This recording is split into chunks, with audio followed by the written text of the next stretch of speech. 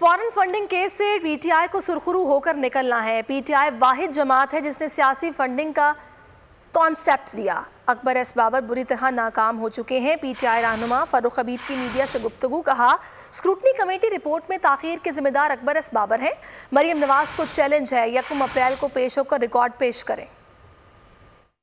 की दरख्वास्त के ऊपर इलेक्शन कमीशन समाअत कर रहा था, तो जो जेआईटी यानी स्क्रूटनी कमेटी इलेक्शन कमीशन ने बनाई हुई है, उन्होंने ये अपनी रिपोर्ट जमा करवाई है कि अकबर एस बाबर इस ताखीर के जो है वो जिम्मेदार हैं। तो मैं ये समझता हूं कि आज हमारे मौकफ की फतह हुई है, क्योंकि हम तो 40,000 डोनर्स का अपना रिकॉर्ड इलेक्शन कमीशन की उस स्क्रूटनी कमेटी को जमा करवा चुके हैं। पीएमएलएन की तरह, नवाज शरीफ की तरह, शहबाज शरीफ की तरह, मरियम सफदर की तरह ठेकों में से किक बैक्स लेकर, सड़कों से पैसे लेकर, बिल्डिंग्स बनाने के एनओसी लेकर हमने अपनी पार्टी के अंदर कोई फंड नहीं लिया।